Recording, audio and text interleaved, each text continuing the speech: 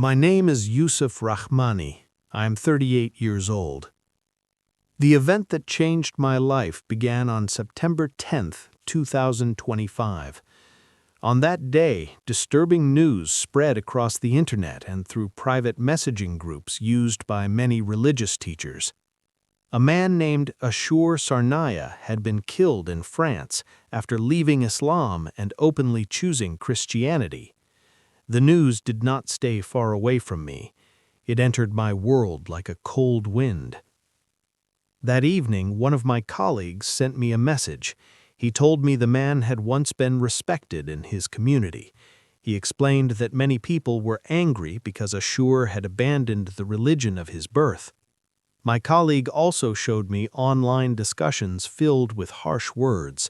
Some people praised the killing.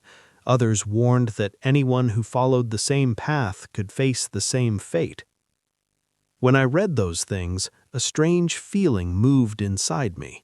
I had spent my entire life defending Islam and teaching the Quran, yet something about that moment troubled my heart deeply. I was not a stranger to religious life. I was born in Casablanca, Morocco, into a deeply religious family. My father was a small textile trader who worked long days in the crowded markets. My mother stayed at home and spent much of her time teaching my brothers and sisters how to recite the Quran. Faith shaped every part of our home.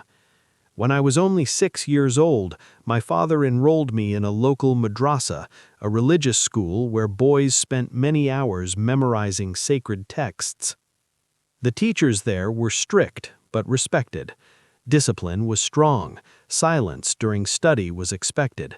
Every mistake in recitation was corrected immediately. By the time I was 12, I had memorized large portions of the Quran.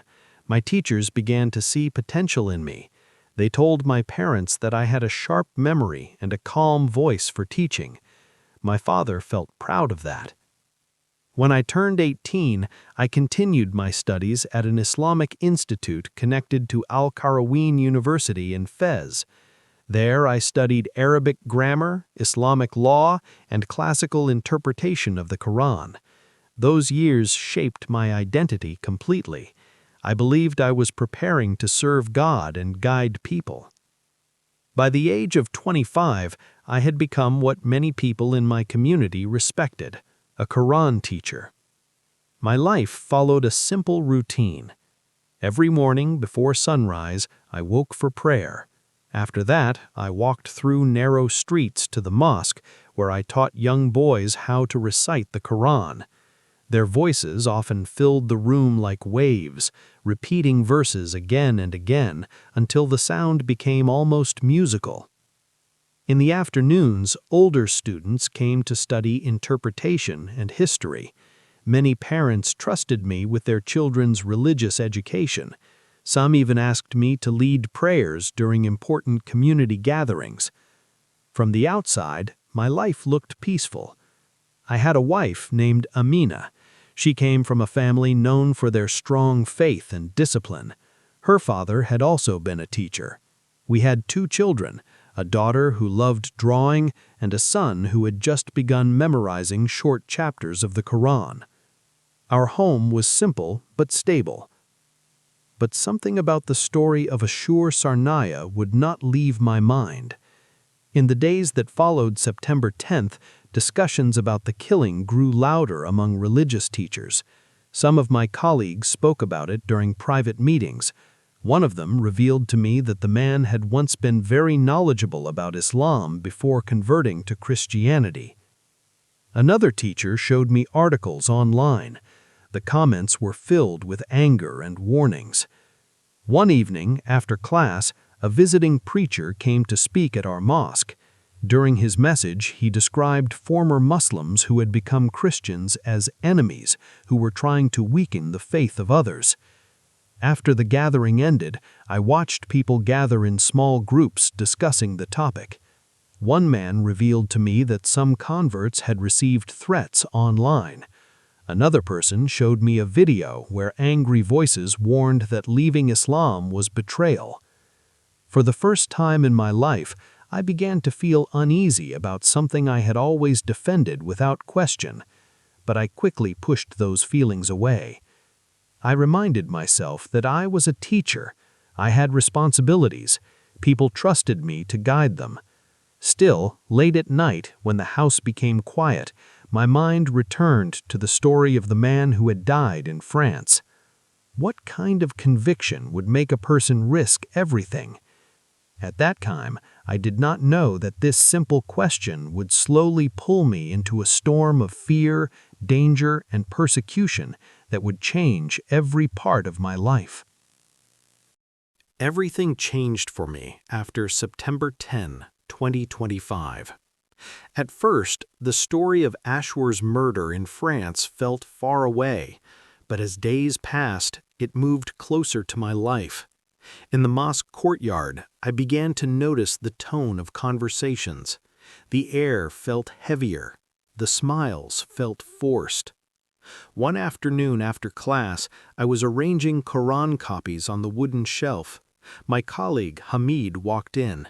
He closed the door behind him before speaking.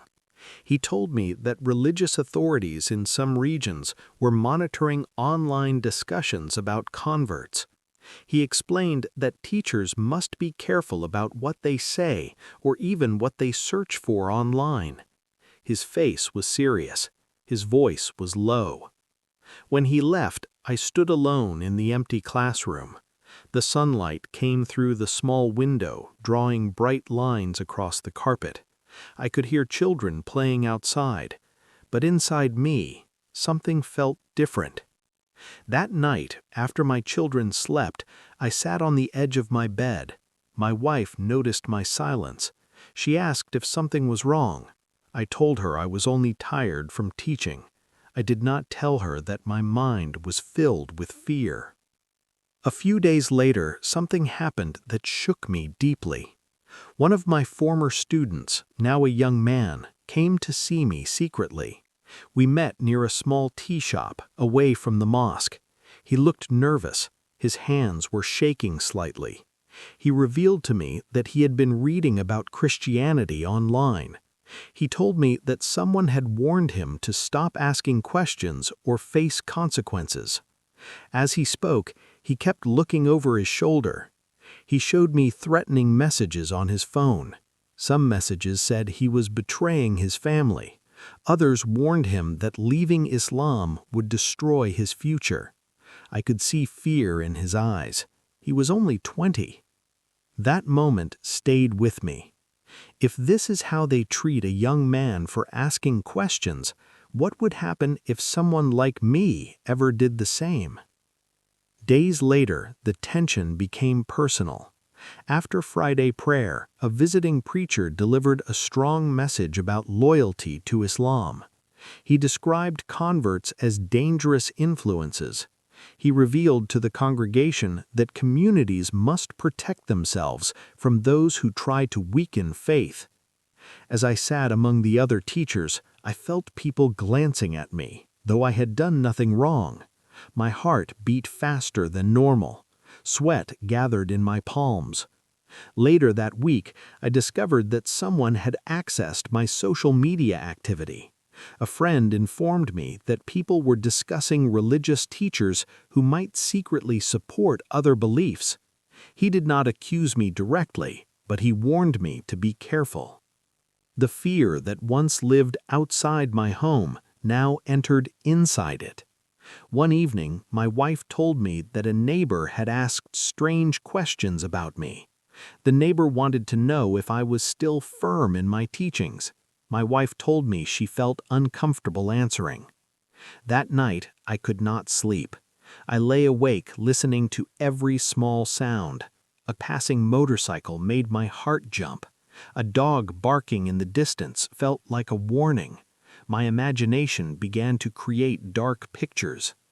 Then came the first real attack on my reputation. An anonymous message was sent to several mosque leaders. The message suggested that I had been reading Christian materials. It did not provide proof, but suspicion was enough. The head imam called me into his office. The room was small. Shelves filled with religious books surrounded us. He looked at me carefully before speaking. He told me that rumors were dangerous. He explained that trust is fragile. He warned that if any teacher was found promoting foreign beliefs, serious action would follow. I assured him that I was still teaching faithfully. That was true at the time. I had not converted. I was only thinking, only questioning. But even questioning felt like a crime. Soon, parents began pulling their children from my classes. They did not explain clearly. Some simply said their schedule had changed. Others avoided eye contact when they saw me in the market. My income started to drop. At home, the tension grew heavier. My wife sensed it. She told me that relatives were asking about the rumors. She revealed that her father had advised her to be cautious. He feared shame could fall upon the family. I felt trapped between two worlds. One evening, as I walked home after sunset prayer, two young men followed me from a distance. I noticed their footsteps matching mine. When I turned into a narrow street, they walked closer. One of them told me that people were watching teachers carefully. The other warned me not to betray the community. They did not touch me, but their message was clear. That night, I locked every door twice. The persecution was no longer only words, it was isolation, suspicion, fear. At the mosque, conversations stopped when I entered the room. Invitations to community gatherings slowly disappeared. Friends who once sat with me during tea now avoided my eyes. The pain was not physical yet, but it was deep. I began to feel like a stranger in a place where I had served faithfully for years. One afternoon, I came home earlier than usual. I found my daughter sitting quietly instead of playing. She told me that another child at school said her father might leave Islam. She did not fully understand, but I saw confusion in her eyes. That moment broke something inside me. Persecution does not only wound the person making a decision, it spreads to children, to spouses, to parents. I realized then that the cost of seeking truth could be much greater than I imagined. The fear outside my house now entered my children's world. By this time, the rumors about me were no longer whispers. They were loud. After weeks of tension, I made the decision that changed everything. I began reading the Bible in secret. I did not do it to betray anyone. I did it because questions were burning inside me. I needed answers. I needed peace. Every night, when my family slept, I locked myself in the small storage room beside our kitchen. I used my phone with the brightness very low. My hands shook the first time I opened a Christian website. My heart beat so loudly I felt it could wake the whole house. One evening, while reading, I felt a strange calmness. I cannot explain it fully. It was not excitement, it was peace. A soft, quiet peace. But peace did not stay long. One afternoon, as I was leaving the mosque, 3 elders stopped me near the gate. Their faces were serious. One of them told me that strong evidence had been presented against me. He revealed that someone had seen me entering a church building in another part of town. That was true. A week earlier, I had entered the church late at night, only to look around. I did not attend a service. I only wanted to see what happened inside. I felt nervous even standing near the door. Now they knew. The elders asked me direct questions. I did not deny that I was searching for understanding. I explained that I had questions in my heart. My voice was shaking, but I spoke honestly. Their reaction was immediate. They told me I was bringing shame to the mosque. They explained that my position as a Quran teacher made the situation worse. One of them revealed that if I continued this path, I would lose my role, my respect, and possibly my safety. Within 2 days, I was removed from teaching. No announcement was made publicly, but the message spread quickly. Parents stopped greeting me. Some neighbors avoided walking near my house. Children who once ran to hug me now crossed the street when they saw me. Then came the open hostility. One night stones were thrown at my gate. The sound was loud and sudden. My children woke up crying. My wife held them tightly while I stood frozen in the dark living room. The next morning I found a piece of paper pushed under our door. It warned that apostasy would not be tolerated. It did not carry a name. It did not need one. Fear became part of our daily life. When I went to the market, I felt eyes following me. Some men muttered words as I passed. One afternoon, a former student confronted me in public. He told me I was misleading others. He revealed that people were angry and that I should return to Islam before it was too late. His voice was not gentle. At home, the pressure increased. My wife's father came to visit. He sat in our living room with a heavy expression. He told me I was destroying my family's honor. He explained that if I continued, his daughter might have to leave me to protect herself and the children. Hearing that felt like a knife in my chest. I loved my family deeply. I never wanted them to suffer because of my decisions. But something inside me had already changed. A week later, the persecution became physical. As I walked home after sunset, two men approached me in a narrow alley. They pushed me against a wall. One of them grabbed my shirt tightly. He told me that turning away from Islam was betrayal. The other warned me that accidents can happen to people who dishonor their faith. They hit me in the stomach before leaving. The pain made it hard to breathe. I bent over in the dark alley, holding my side. No one came to help. People heard, but they stayed inside their homes. When I reached my house, my wife saw the bruise forming on my ribs. Her tears filled her eyes. She told me she was afraid for our children.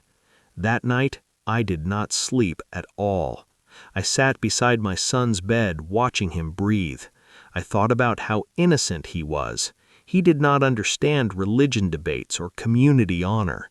He only knew that his father was coming home with fear in his eyes. Soon, friends stopped answering my calls. My phone became silent. Invitations disappeared. Financial support vanished. We began struggling to pay rent. One afternoon, our landlord visited. He explained that he had received complaints from neighbors. He told me that trouble around the property was bad for business. He revealed that if the situation continued, we might need to find another place to live. We were being pushed out slowly. The emotional persecution was even heavier than the physical attacks. Isolation is powerful. When an entire community turns away, you feel invisible and exposed at the same time. I felt alone. But in the middle of fear, something else grew inside me. By this time, everyone knew about my decision. I was no longer just a former Quran teacher with questions. I was now seen as an example of what should not be done. My name moved through the streets in whispers. Some people spoke it with anger, others spoke it with warning. One afternoon, as I walked past the small grocery shop near our new apartment, the shop owner refused to sell to me. He did not shout, he simply told me he could not serve someone who had betrayed the faith.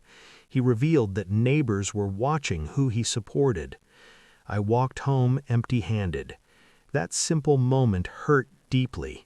It showed me how persecution slowly removes dignity. It isolates. It humiliates. My children began to suffer openly.